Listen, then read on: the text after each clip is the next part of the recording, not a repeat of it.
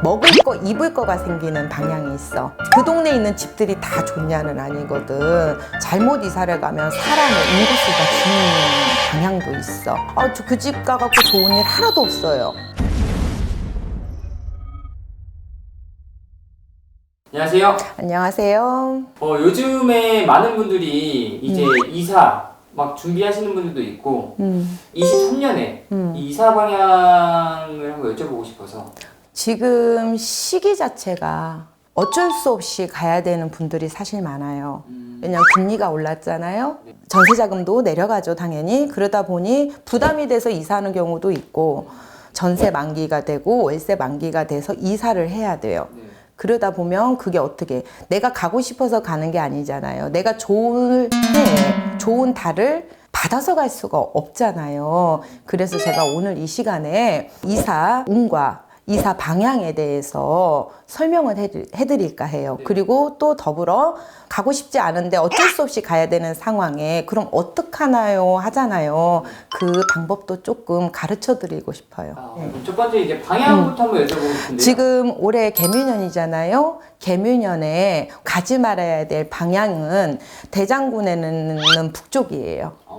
그리고 삼살은 우리가 서쪽. 그리고 조객이라 그래요. 조객은 우리가 북동쪽. 그리고 우리가 상문 드는 방향이 있어요. 상문 드는 방향은 남쪽이에요.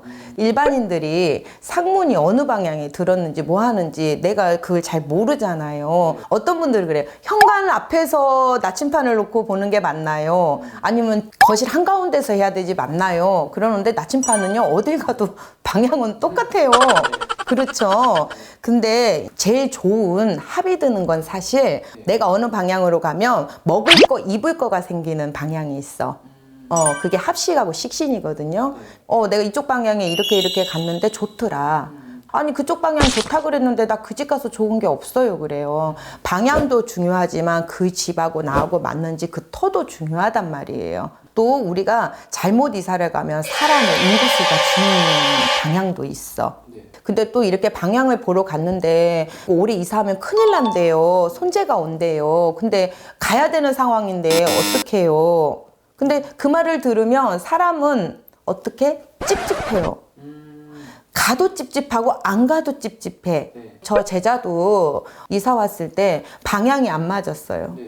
방향이 안 맞고 그 해에 내가 삼재였단 말이야. 근데 저 같은 경우도 그때 어쩔 수 없는 상황이었어, 이사를. 왜 선생님은 다 아시면서 왜 그랬어요? 라고 질문을 하면 저도 가정이 있고 아이가 있고 하다 보니 어쩔 수 없이 꼭 가야 되는 상황이라는 게 인간은 누구나 생긴단 말이에요. 그렇죠. 그래서 저도 안 되는 건 알고 가지 말아야 되는 것도 아는데도 불구하고 꼭 할 수밖에 없는 상황이 있었어요.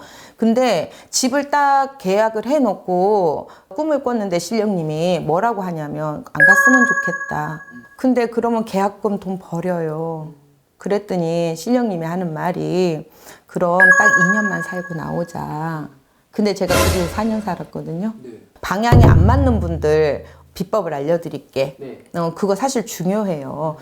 이삿짐 센터 아저씨들한테 방향이 안 맞으니까 위로 올라갔다가 나한테 맞는 방향으로 다시 틀어서 내려가 주세요 그랬어요.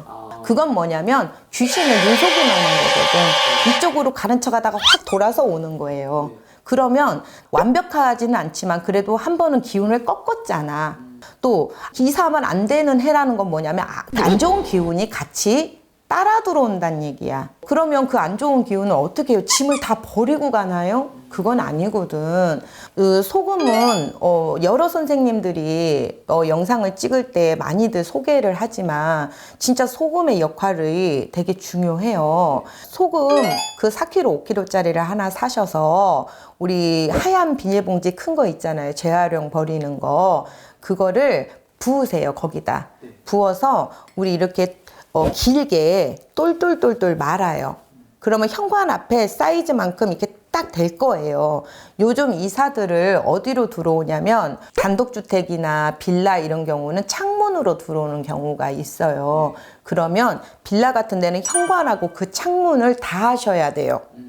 근데 아파트에서 화물용으로 현관으로만 들어온다 그러면 현관 앞에다가만 그렇게 길게 해서 그거를 받고 넘어오시라고 하면 돼요. 근데 어떤 분들은 뭐 밥통을 가지고 들어가면 식복이 있대요. 그 물론 틀린 말은 아니에요. 근데 그거는 내가 이사운이 있고 내가 좋은 방향을 선택을 해서 좋은 날을 받아서 간 사람들은 그렇게 하면 돼요. 근데 그렇지 않을 경우가 되게 중요하잖아. 그렇지 않을 경우에는 솥을 먼저 갖고 가고 밥통을 먼저 갖고 가는 게 그렇게 큰 시너지를 나지를 못해요. 근데 또 이사 방향이 또 좋은 분들도 있잖아요. 근데 이사 방향이 좋다 그래서 그 동네에 있는 집들이 다 좋냐는 아니거든. 아니 그쪽 방향으로 가면 좋다 그래서 그쪽 방향으로 갔는데 그 집 가갖고 좋은 일 하나도 없어요. 그러거든요. 방향도 중요하지만 이 방향, 저 방향, 이 합, 저 합이 다 서로가 시너지가 맞닥뜨려졌을 때, 아구가 딱 맞았을 때는 찰떡궁합이 되듯이 우리가 먹을 거, 입을 거, 늘고 불고가 되고 또 자손들도 그 터에서 잘 되고 잠을 자도 편안하고 그렇게 되는 거예요.